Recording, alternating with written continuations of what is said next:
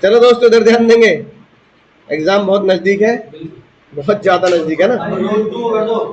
Road to SRCC, now start road to SRCC. ठीक है, अब देखो कंट्रोलिंग, देखो छोटा चैप्टर है, इधर सुन लो, ज्यादा नाटक मत करो फिर भैया आ जाएंगे 3 बजे ना। कंट्रोलिंग है ना, राइट, छोटा चैप्टर है, आसानी से खत्म भी हो जाएगा जल्दी, और आसान चैप्टर भी है ना। अब देखो कंट्रोलिंग क्या कहता है, कंट्रोलिंग ये कहता है जब हमने प्लानिंग बनाया था, क्या बनाया था, प्लान। तो प्लान भैया, जैसे वो गाना चलता ना सुबह सुबह रेडियो पे या भजन में, राम जी चले ना हनुमान के बिना, हनुमान जी चले ना राम, दोनों की जोड़ी है, ऐसी प्लानिंग चले ना कंट्रोलिंग के बिना। भैया मेरे मुंह से निकल गया भैया, ये वाला मीम है इसका। और कंट्रोलिंग चले ना प्लानिंग के बिना, प्लानिंग चले ना कंट्रोलिंग के बिना। इसलिए इन दोनों को बोलते हैं एक ही थाली के चट्टे बट्टे, इसलिए कंट्रोलिंग और प्लानिंग का बहुत गहरा रिश्ता है। जैसे हनुमान जी का राम जी का गहरा रिश्ता है, ऐसे कंट्रोलिंग और प्लानिंग का बहुत गहरा रिश्ता है। अब देखो रिश्ता कैसे, आप अगर प्लान बना दो, प्लान बना दो मतलब टारगेट सेट कर दो कि भाई मुझे ये अचीव करना है, ठीक है, और उस कंट्रोलिंग मतलब उसे चेक ही मत करो, तो मुझे जिंदगी में कैसे पता लगेगा कि मैंने वो चीज अचीव कर लिया नहीं कर ली, ठीक है, तो वो पता नहीं लगेगा। इसका रिवर्स देखो, मैं क्या कर रहा हूं, मैं चीजों को चेक कर रहा हूं, ठीक है, लेकिन मैं उन चीजों को चेक कर रहा हूं जिसको मैंने कभी करा ही नहीं है, जिसको मैंने कभी सोचा ही नहीं कि मैं करूंगा, है ना। ये उसी तरीके से बात होगी, मैं एक बच्चे की कॉपी चेक कर रहा हूं, उस बच्चे की कॉपी चेक कर रहा हूं जिसका एग्जाम मैंने लिया ही नहीं, ठीक है, राइट। तो मतलब मैं कंट्रोलिंग तो कर रहा हूँ, चेकिंग तो कर रहा हूँ, लेकिन मैंने उसको प्लान ही नहीं दिया, मैंने उसको पेपर ही नहीं दिया, मैंने उसको स्टैंडर्ड ही नहीं दिए, मैंने उसको टारगेट ही नहीं दिया। उन्होंने कहा भाई चेक कर दो, मैंने चेक कर दिया, तो फायदा नहीं है उसका, ठीक है। तो कंट्रोलिंग करना, चेकिंग करना उस चीज की जिसको टारगेट नहीं है, प्लान नहीं है, बेस नहीं है, स्टैंडर्ड नहीं है। प्लानिंग के कॉमन सीक्रेट वर्ड है बेस, स्टैंडर्ड, है ना, प्लान, टारगेट, तो वो कंट्रोलिंग बेकार है। ऐसे अगर मैं प्लान बना रहा हूं कि प्लान तो बना दिया लेकिन कभी पेपर नहीं दूंगा, प्लान तो बना दिया यूनिवर्सिटी चला जाऊंगा लेकिन सीट का पेपर नहीं दूंगा, ठीक है, तो क्या होगा, तो होगा कि वो प्लानिंग तो कर ली तुमने लेकिन क्या हो गया, कंट्रोलिंग है, इसलिए दोनों बेकार होते हैं। इस चैप्टर में दोनों को एक साथ जोड़ के पढ़ा जाता है, ठीक है। सबसे पहली बात आती है, सबसे इंपॉर्टेंट चीज जो आती है, जिसमें एग्जाम में क्वेश्चन भी आता है, वो आता है स्टेप्स ऑफ कंट्रोलिंग। क्या आता है बाबू, ये जो मैं तुम्हें बना के दे रखा है स्टेप्स ऑफ कंट्रोलिंग, इसको ढंग से याद करेंगे ना। सबसे पहला स्टेप नंबर 1, स्टेप नंबर 1 क्या कहता है, बोलो, स्टेप नंबर 1 क्या कहता है, स्टेप नंबर 1 कहता है जो हमने, अरे बोल मत लेना नलायक हो, अभी तो बताया, स्टेप नंबर 1 कहता है जो हमने प्लानिंग स्टेज में किया, यानी स्टेप नंबर 1 क्या होगा, यानी कि सेटिंग द स्टैंडर्ड, है ना, प्लान को क्या करना, सेट कर देना, स्टैंडर्ड बना देना। अब स्टैंडर्ड का चीट कोड क्या होता है, बेंचमार्क। क्या होता है बाबू, बेंचमार्क, बेंचमार्क यानी कि स्टैंडर्ड, टारगेट, गोल, ये होगा ना कि मुझे अचीव करना है। अब इसी के साथ साथ मैं तुम्हें केस स्टडी के साथ साथ जोड़ रहा हूं। एक कंपनी ने प्लान किया कि वो 1000 यूनिट एक महीने में बनाएगी, स्टैंडर्ड हो गया।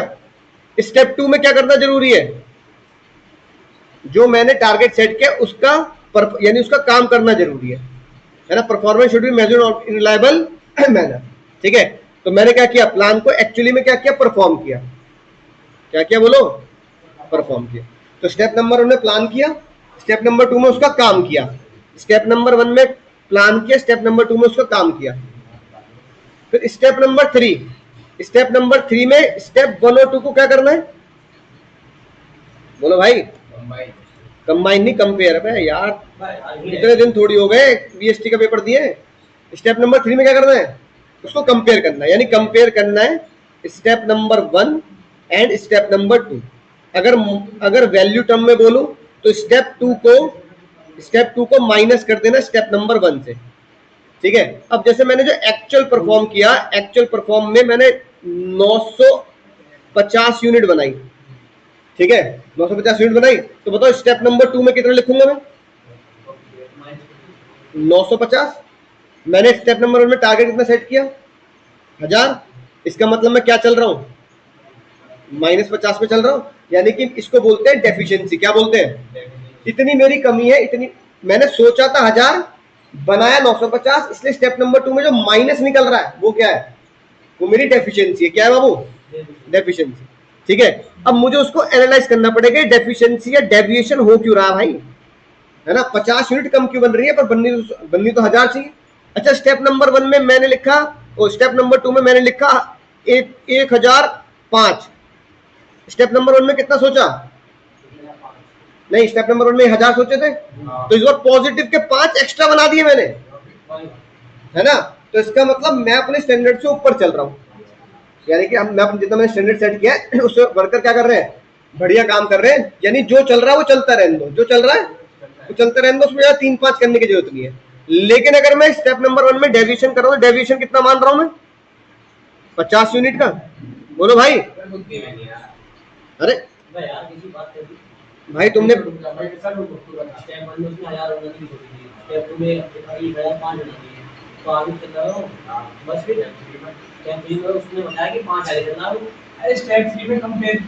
कर लिया।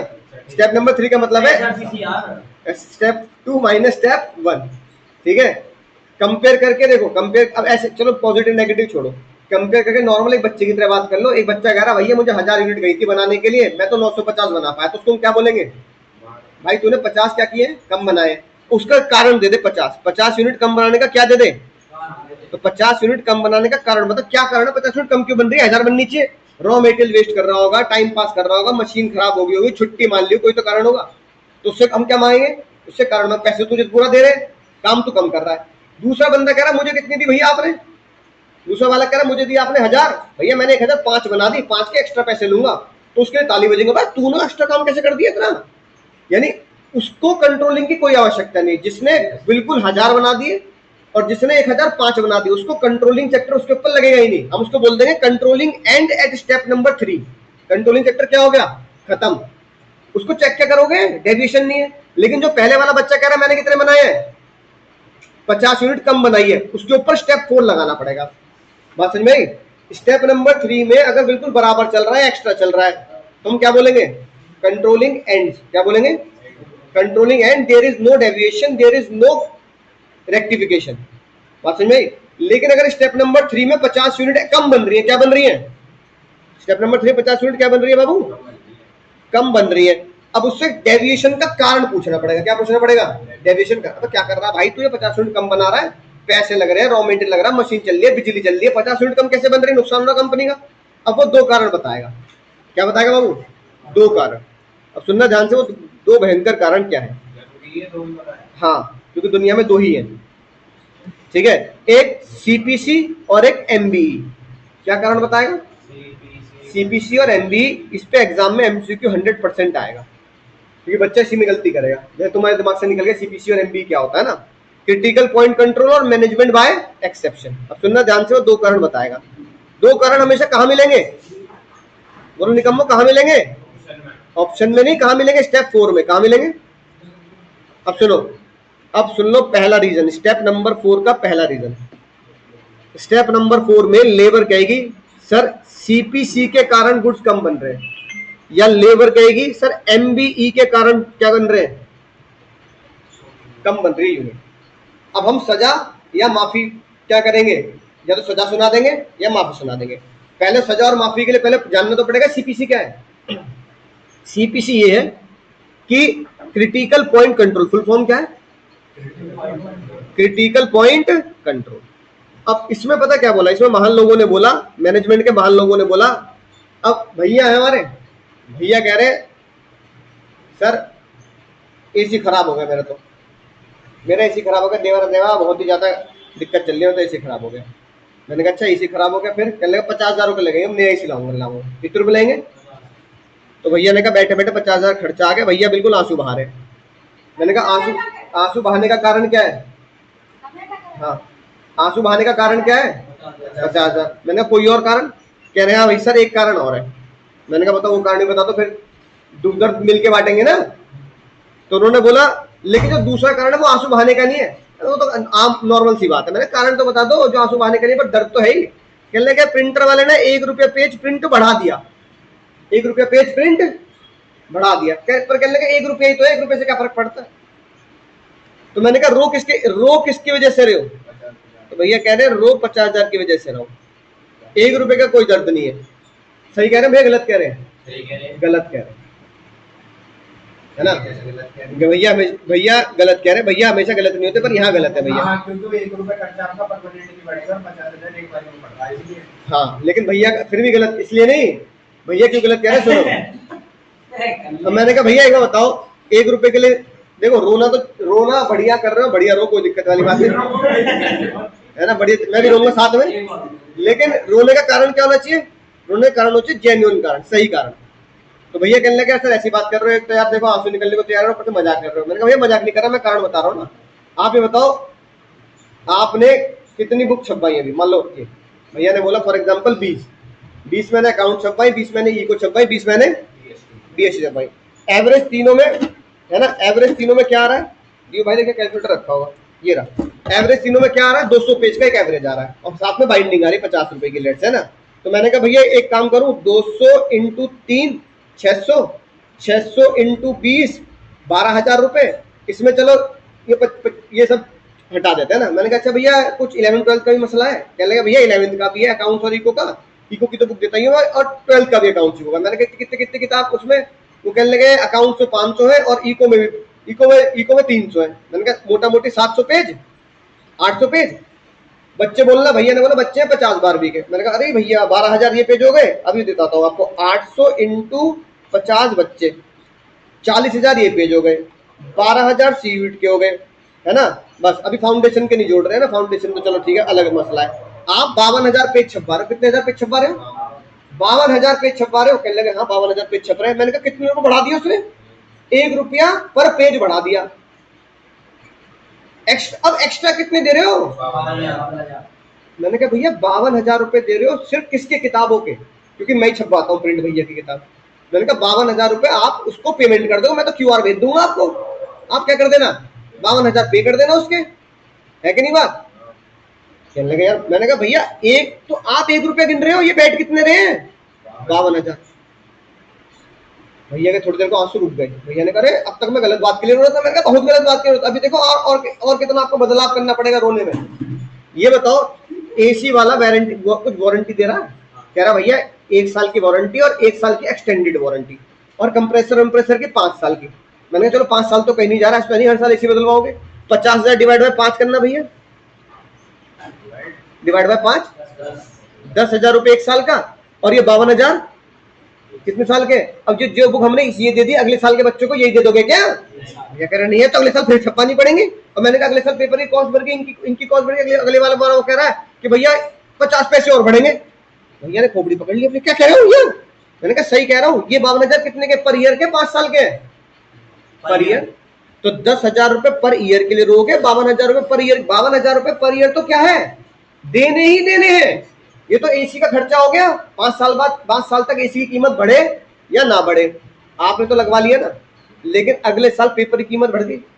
भैया अमेरिका ने ट्रंप ने वहां हमला कर दिया, वहां कर दिया, तेल महंगा हो रहा, पेपर भी महंगे हो गए।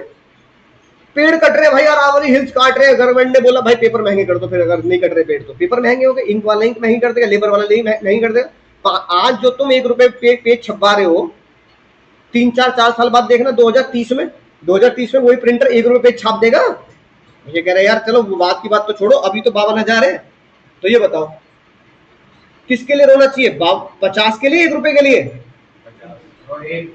1 रुपए के लिए। इसी को बोलते हैं क्रिटिकल पॉइंट कंट्रोल। इसी को क्या बोलते हैं? इसी को बोलते हैं क्रिटिकल पॉइंट कंट्रोल। और इसी को क्या बोलेंगे?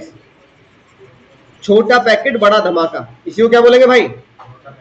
तो मैनेजमेंट के महान लोगों ने बोला ये जो तुम्हें 1 रुपया दिख रहा है ना, ये 50,000 से ज्यादा खतरनाक है। तो अगर तुम्हें डेविएशन ढूंढनी है, अगर तुम्हें क्या ढूंढनी है, अगर तुम्हें डेविएशन ढूंढनी है कि मेरे 50 यूनिट कम क्यों बनी, तो क्रिटिकल पॉइंट कंट्रोल निकालो। समझ ना बात? तो पता लग रहा तुम लेबर को डांट रहे हो किसकी वजह से? मशीन तू ढंग से नहीं चला रहा, जनरेटर में तेल ज्यादा फूक रहा है। अरे ये इतना खतरनाक नहीं है मशीन, खतरनाक क्या है? लेबर की छुट्टी मारना।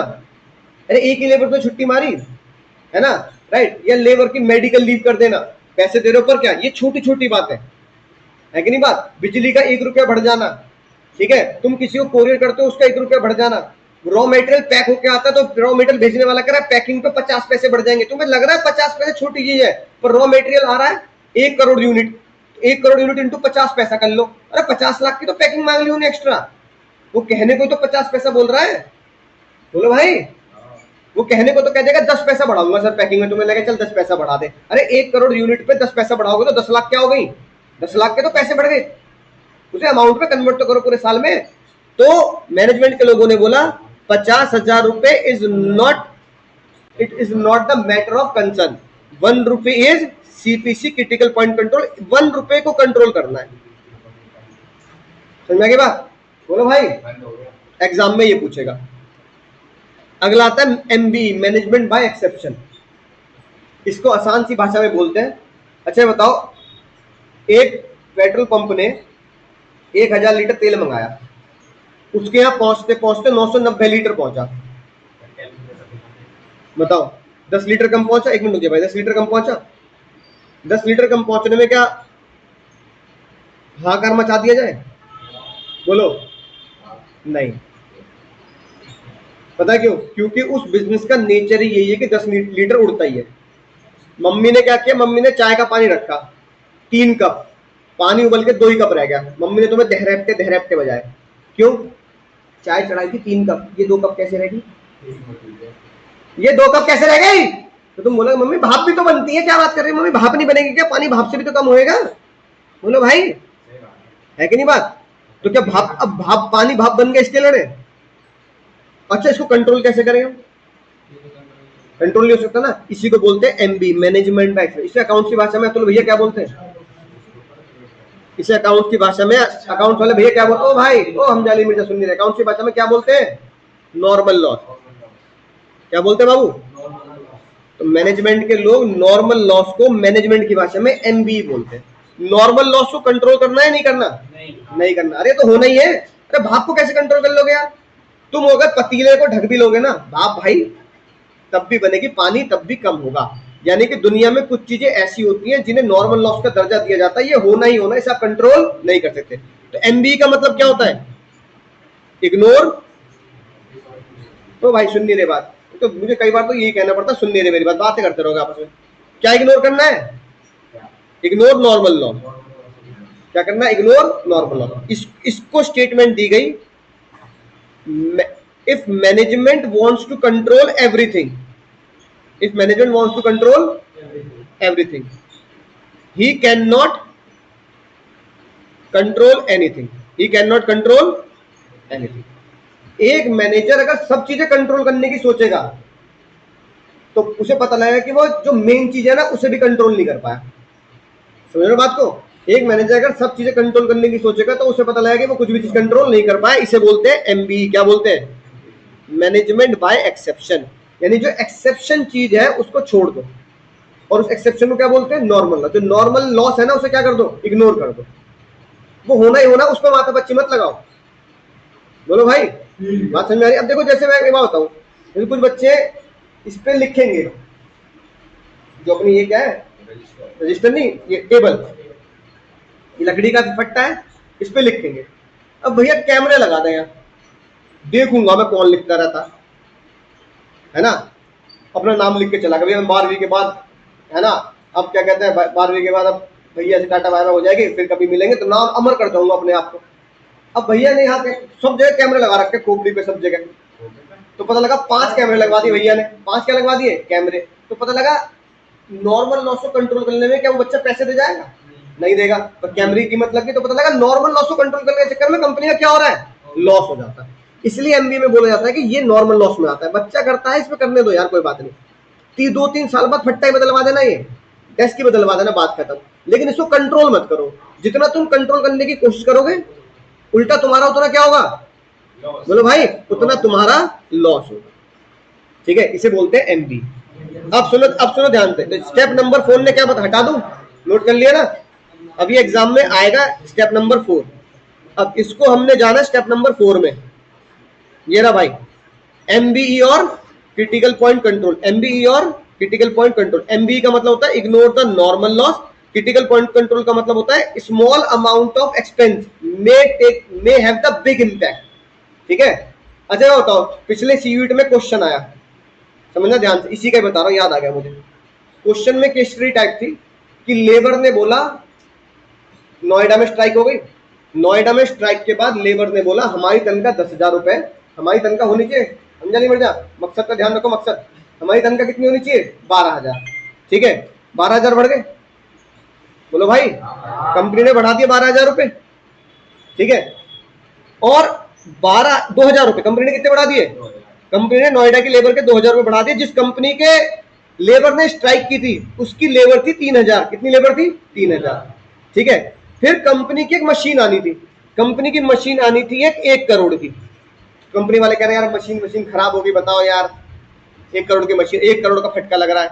तो 1 करोड़ खतरनाक है, 3000 रुपए, 3000 इंटू 2000 इंटू 3000 करना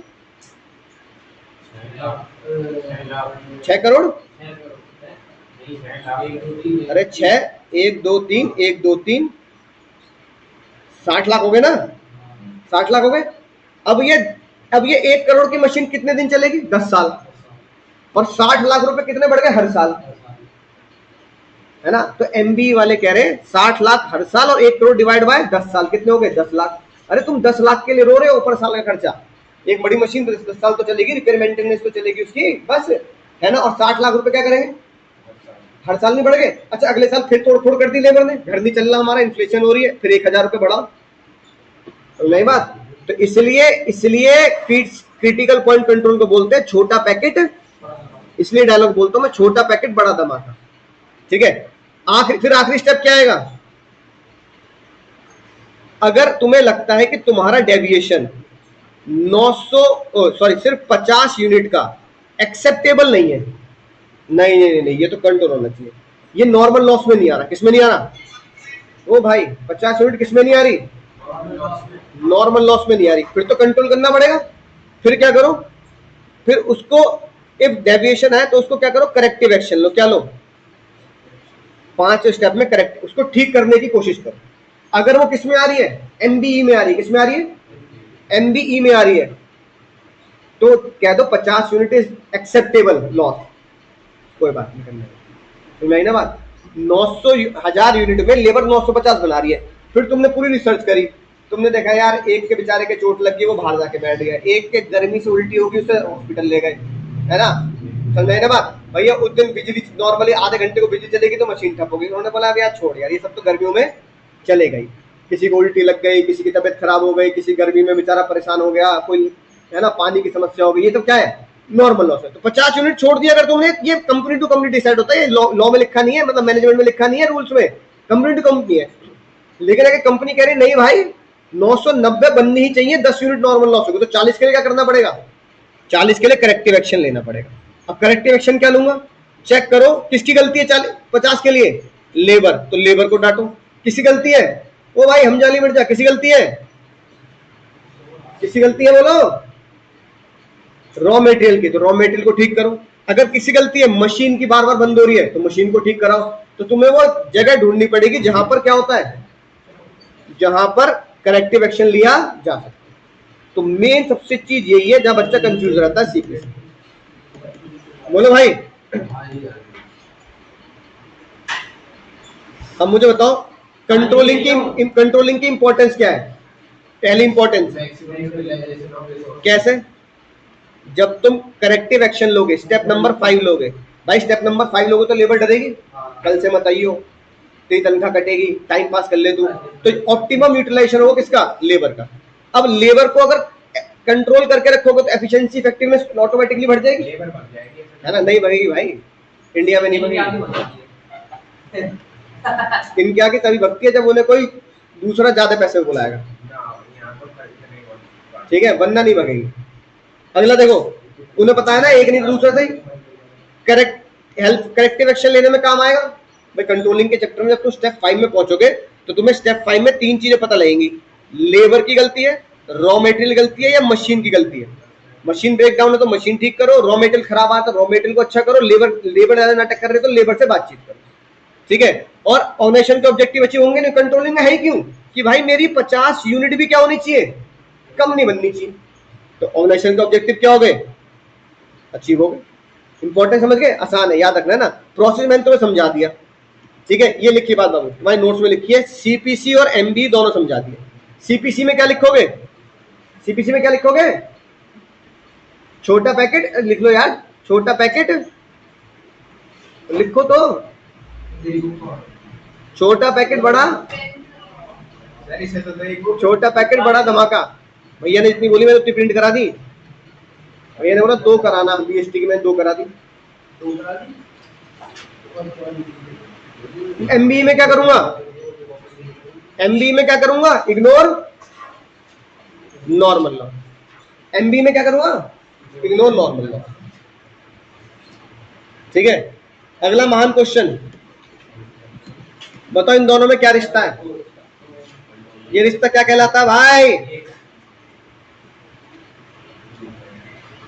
बिल्कुल अकल मत लगाना, रोड टू एसआरसीसी, बस रोड टू एसआरसीसी होनी चाहिए सर, लेकिन अकल नहीं लगा रहे। इसमें रिश्ता क्या है दोनों का, अब इसका रिश्ता समझो। जनरली लोग कहते हैं controlling is looking backward, looking back. पहले समझो बात, कंट्रोलिंग क्या है, पीछे देखा है, बिल्कुल सही बात भाई। मैंने क्या किया होगा, मैंने प्लान बनाया है ना गुंजन, इधर ध्यान दो, मैंने क्या किया, मैंने प्लान बनाया, प्लान बना के जब मैं उसे चेक करूंगा तो प्लान मेरे पास बना रखा होगा, फिर मैं चेक करूंगा अच्छा मैंने ये प्लान बनाया, तो कंट्रोलिंग पीछे देख रही है। तो बच्चे कहते हैं कंट्रोलिंग लुकिंग बैकवर्ड, सच है गलत है, सच नहीं है, गलत भी नहीं है, आधा सच है। क्या है, इट इज पार्शियली ट्रू। अब लोग कह रहे हैं भाई आधा सच है मतलब, तो आधा झूठ क्या है, उन्होंने कहा आधा झूठ ये है कि तुमने इसकी पूरी बात नहीं जानी। कंट्रोलिंग इज लुकिंग बैकवर्ड, पर महान लोगों ने बोला controlling is looking downward. Controlling is looking, भाई गलत मत करिए, ऑप्शन में डाउनवर्ड लिखा गया, पता ना कंट्रोल फॉरवर्ड डाउनवर्ड अपवर्ड, तो कह रहा ऑल ऑफ द अबव भाई, ऑल ऑफ द। सुन लो भाई, इधर भाई अलग अलग बैठा करो, 10 दिन की बात रही, फिर पूरी जिंदगी बतियाना, 10 दिन की बात रहेगी, कॉलेज भी साथ जाना, पूरी जिंदगी बतियाना, घर भी अगल बगल में ले लेना भाई। सुन लो इधर, कंट्रोलिंग लुकिंग फॉरवर्ड। अब बच्चा ये कह रहा है कि सर कंट्रोलिंग लुकिंग बैकवर्ड तो समझ में आता है, जो मैंने प्लान बनाया उसे उस प्लान को पीछे देख के चेक करूंगा, फॉरवर्ड कैसे हो जाएगा। किसी भी चीज को ठीक करना, किसी भी चीज को रेक्टिफाई करना, फॉरवर्ड कैसे हो जाएगा, फॉरवर्ड हो जाएगा नहीं हो जाएगा, हो जाएगा। कंट्रोलिंग कैसे होगा, जब मैं अगला प्लान बनाऊंगा, भाई खड़े होकर पीछे बैठो, पीछे बैठे भाई दोनों में,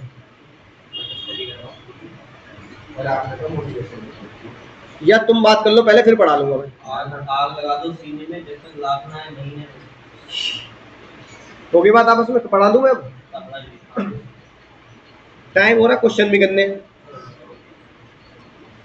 कंट्रोलिंग फॉरवर्ड कैसे, अब एक प्लान जो मैं बना चुका हूं उसमें डेविएशन आ रहा है, कमी आ रही है, अब उसमें डेविएशन आ रहा है, जब कमी आ रही है तो उसको ठीक करने के लिए नया प्लान बनाना पड़ेगा, यानी अगली 1000 यूनिट, अगली 1000 यूनिट में मैं वो गलती फिर से नहीं दोहराऊंगा जो मैंने पहले प्लान में कर दी।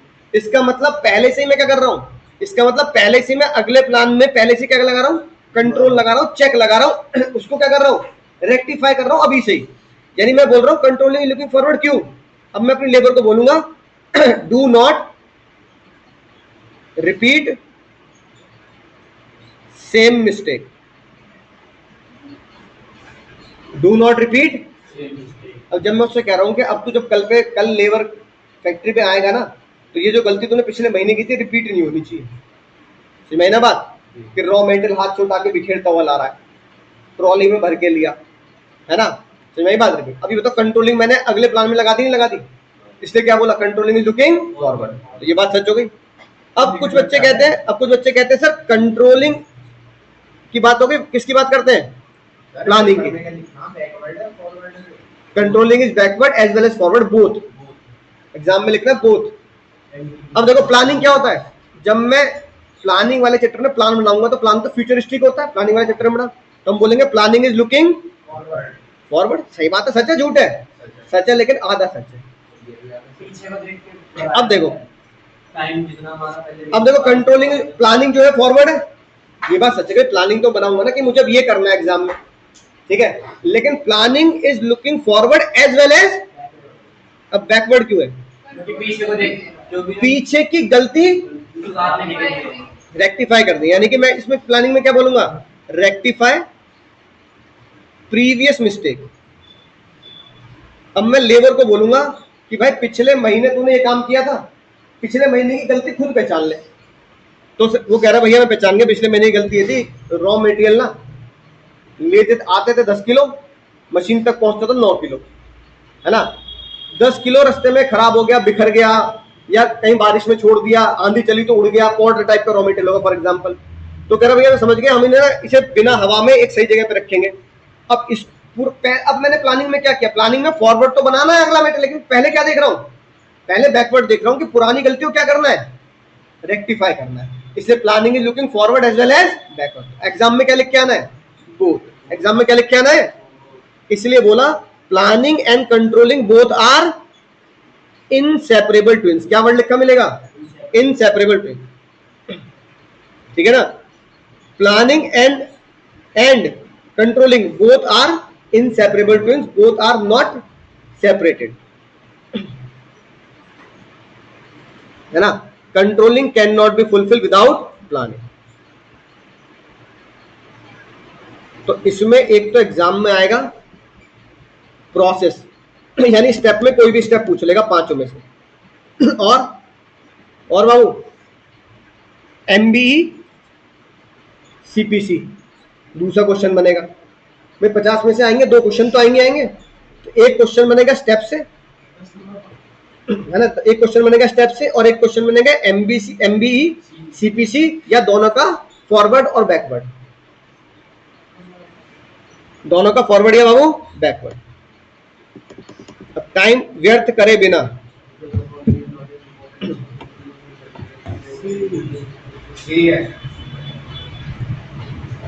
भाई पढ़ के दे लो भाई जवाब। भाई ये नॉट बोल रहा, नॉट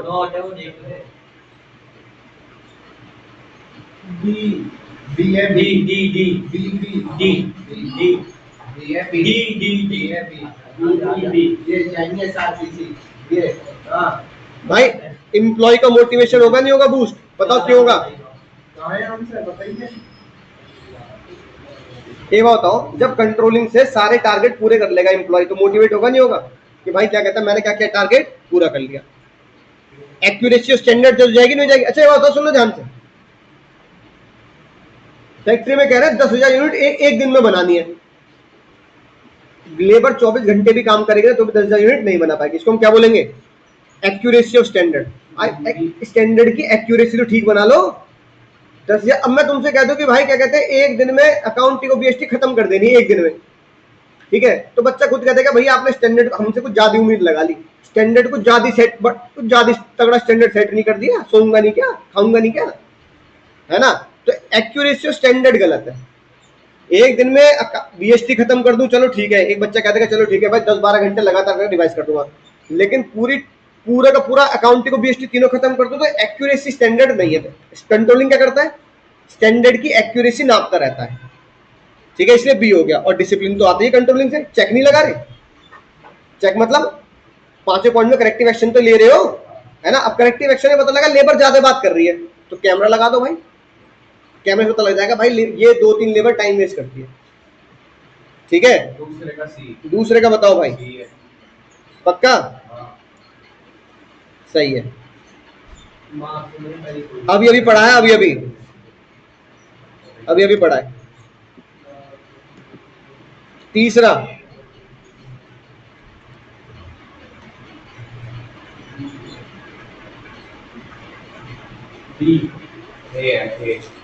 अरे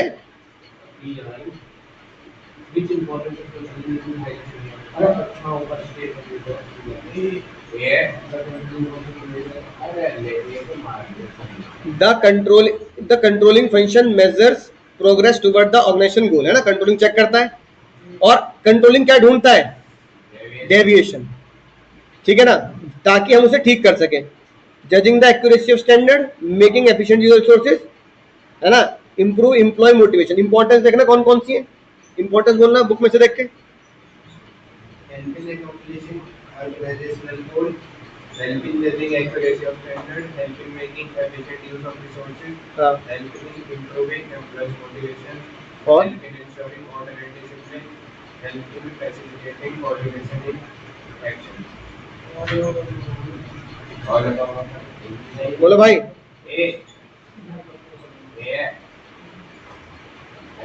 ऑर्डर डिसिप्लिन और क्या है, पहला क्या गोल,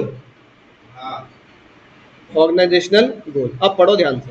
ए ए नहीं, मेरे हिसाब से बेस्ट आंसर क्या होना चाहिए?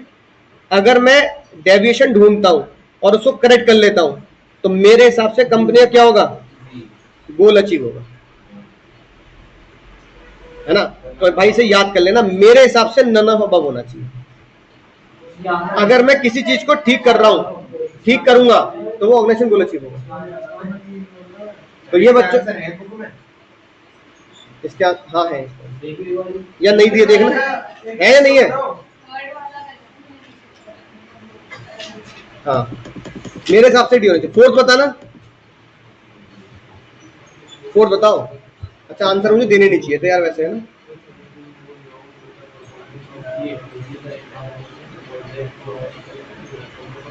ये तो बता दोगे भाई, ये बहुत बहुत देर डिस्कस किया मैंने।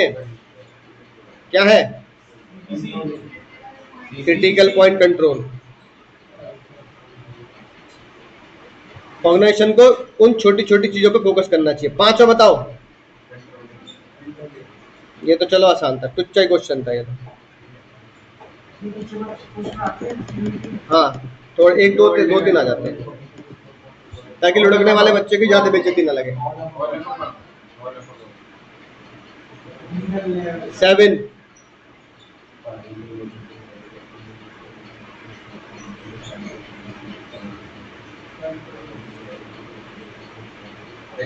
कंट्रोलिंग। अच्छा पढ़ा नहीं, मतलब वो हो रहा है ना, टारगेट रखा है इतना और हो रहा है इतना, तो इससे पता लग जाता है कंट्रोलिंग है। 8 9 9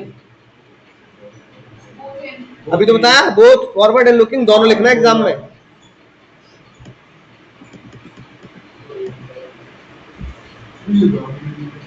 10 सीक्वेंस, गलत मत कर देना, सीक्वेंस।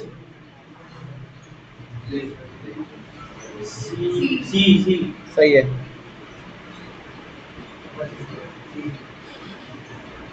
11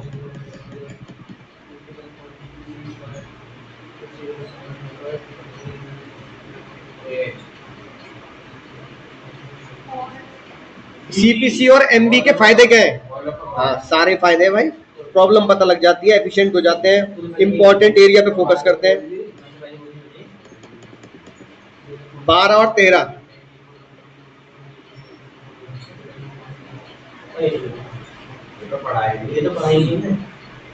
अच्छा, नॉट द मॉडर्न टेक्निक। हाँ रुको एक मिनट, रेशियो एनालिसिस क्या है?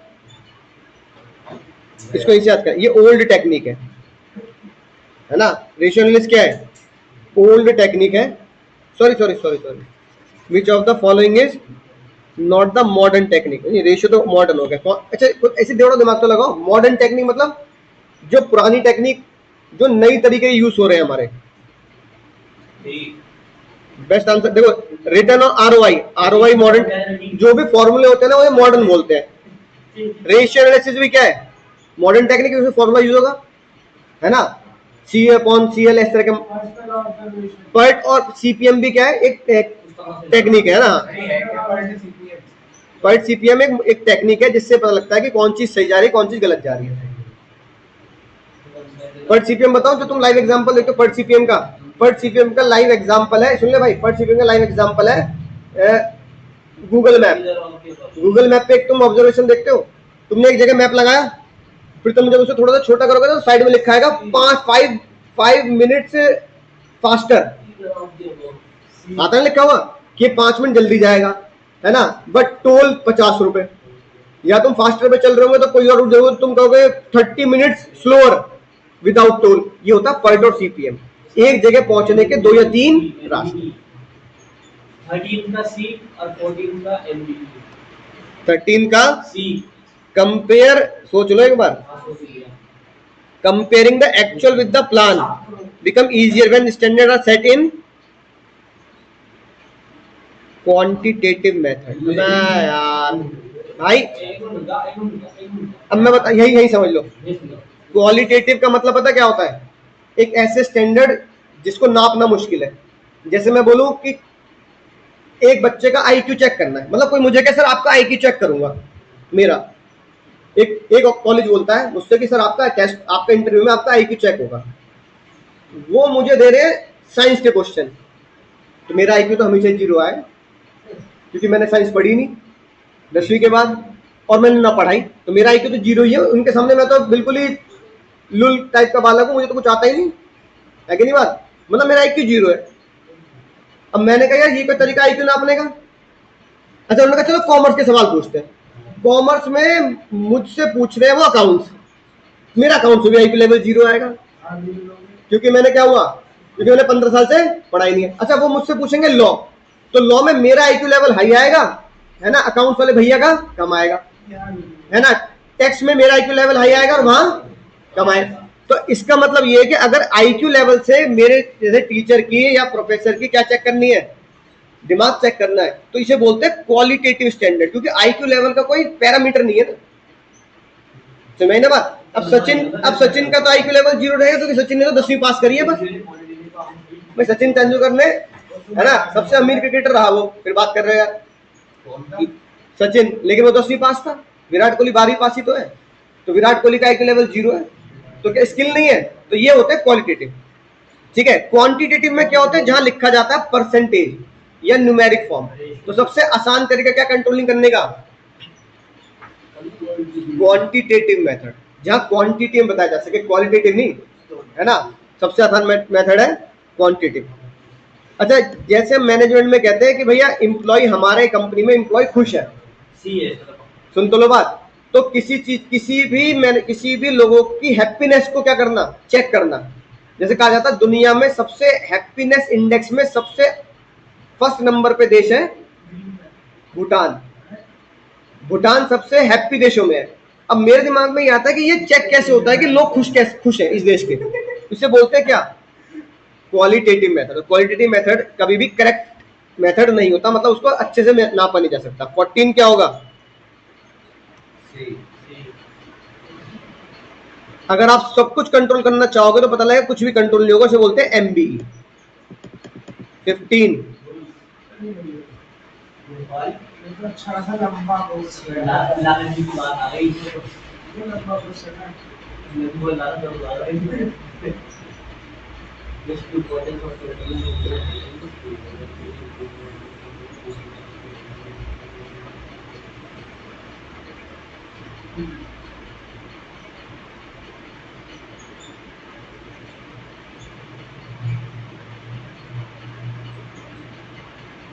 एक तो है इसका S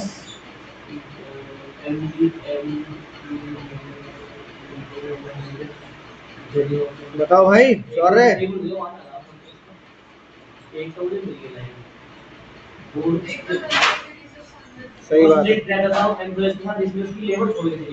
judging the accuracy of standard, एक तो ये बात सही है।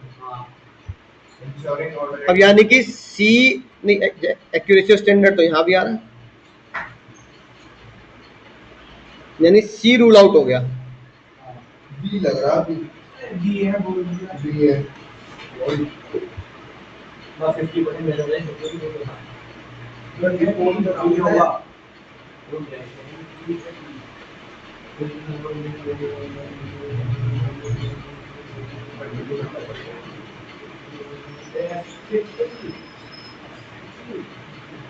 गोपाल बहुत ही खतरनाक तरीका यूज करता है, डराना, नौकरी निकालने की तरफ, इसलिए लोग छोड़ के जा रहे हैं।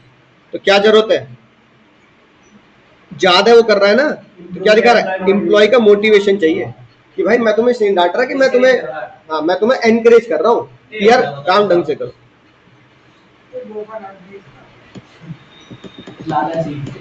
16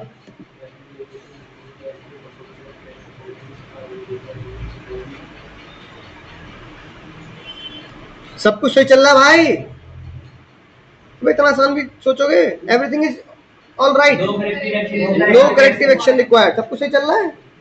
स्टेप नंबर 3 में खेल खत्म है, चौथे पे पहुंच रहे नहीं। 17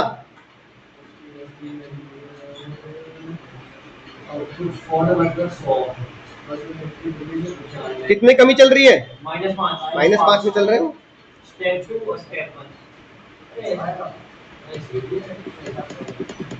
18 मॉडर्न देखो और मॉडर्न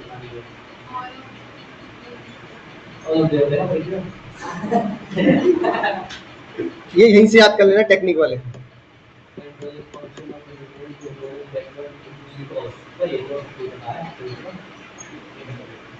बैकवर्ड लुकिंग क्यों है? नहीं, अरे पोस्टमार्टम, बैकवर्ड का मतलब होता है उसको रीचेक करना, पोस्टमार्टम करना उसका। हाँ, तभी तो बैकवर्ड में क्या है, उसको चीज को पोस्टमार्टम रिपोर्ट आती है ना, जो देखते हैं हम। 20 बताओ।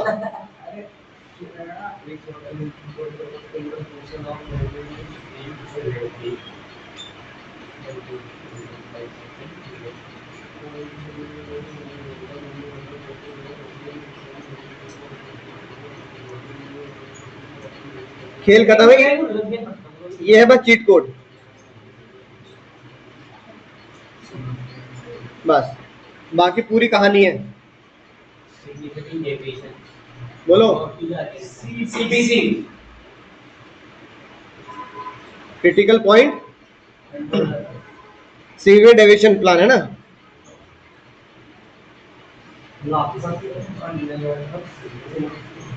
हाँ, deviation of 5000 more purchase.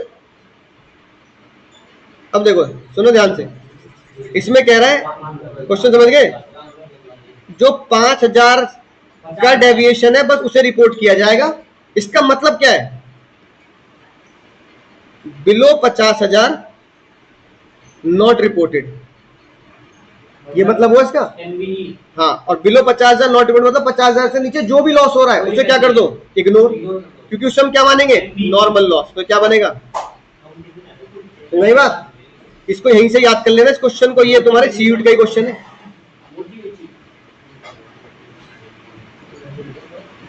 Twenty one बता लो भाई, 30% परसेंटेज में दे रहा है क्वांटिटेटिव। 22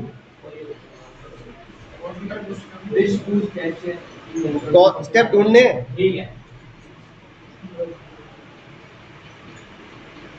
ई भाई क्यों है तुम्हारा ये?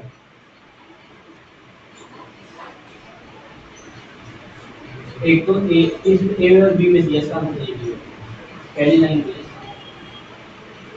डेविएशन एनालाइज कर रहा है वो।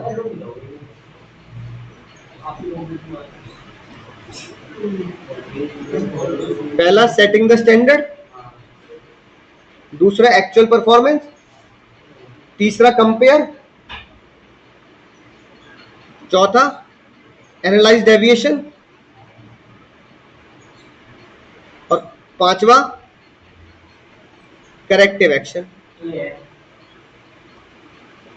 डेविएशन एनालाइज कर रहा है, नहीं कर रहा है ना, और उसके बाद सही होने का काम कर रहा है, नहीं कर रहा। मैंने तो सजेशन दी थी भाई, इसका दिमाग खराब। 23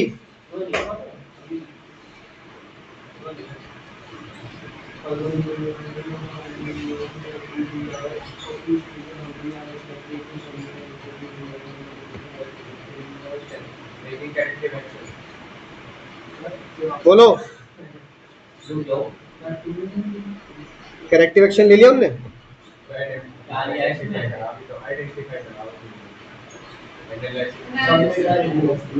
एक्चुअल परफॉर्मेंस चेक नहीं कर रहा।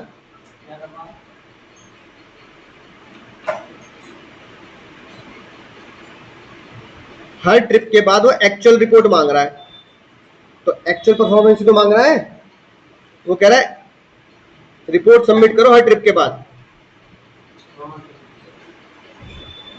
सेकंड स्टेप भी तो है, रिपोर्ट सबमिट मतलब एक्चुअल बताना कि कितना ट्रैवल खर्चा हुआ।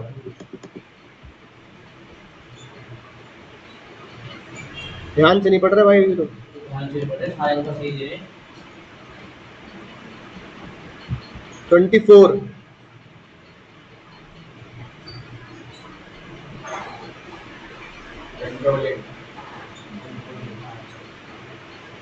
हाँ कंट्रोलिंग चैप्टर पढ़ रहे हैं इसलिए तो लगा रहे तुक्के।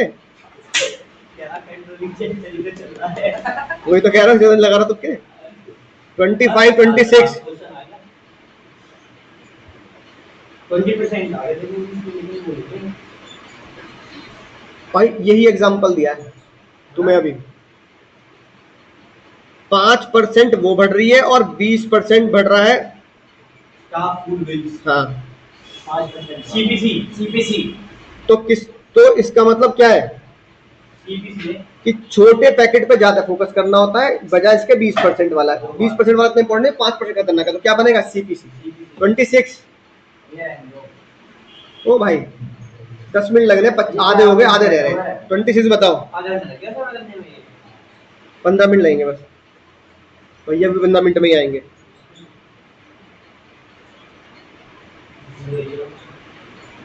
इतने इंपॉर्टेंट क्वेश्चन छाट के बुक बनाई है, तुम ऐसी बात कर रहे हो।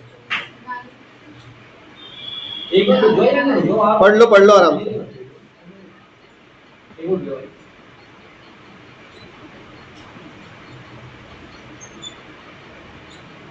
चेक कर रहा है, यही एक कीवर्ड है बस। इसका मतलब क्या है, डेविएशन को एनालाइज कर रहा है ना, कारण ढूंढ रहा है ना कि क्वालिटी खराब क्यों हो रही है। ठीक है, मावा खराब आ रहा है, ठीक है, या फ्रिज खराब हो रहा है। 27 और 28 पहला सही है।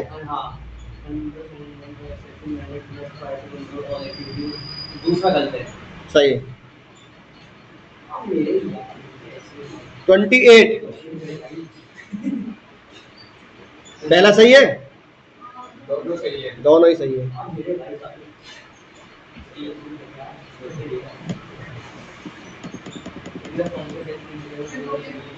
20 ये तो क्वेश्चन हटा ही दूंगा अगली बार। 30 एक मिनट आप जो ऊपर करो इसको, ये डायरेक्टिंग के ऊपर दिया ऊपर कंट्रोलिंग है, एक्सप्लेन करो। गलती राइटिंग पे लग गया होगा, है कंट्रोलिंग। वही तो चैप्टर चैप्टर से कंट्रोलिंग चलना है।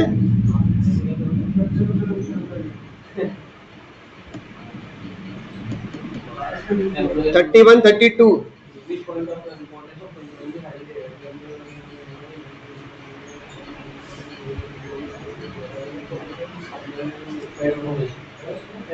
इसका आएगा ए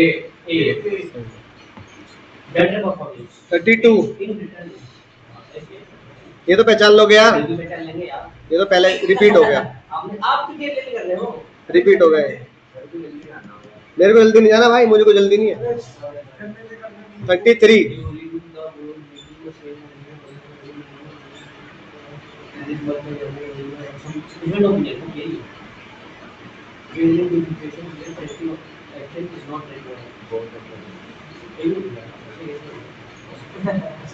ऐसी 2 सिचुएशन बताओ जहां मुझे कुछ ठीक ही नहीं करना। जीरो डेविएशन और पॉजिटिव डेविएशन। देखो पॉजिटिव डेविएशन मतलब क्या है कि मैंने 1000 सोचे और 1010 बना दिए, पॉजिटिव बना दिए, और 1000 सोचे 1000 बनाए 0, तो क्या होगा आंसर 34।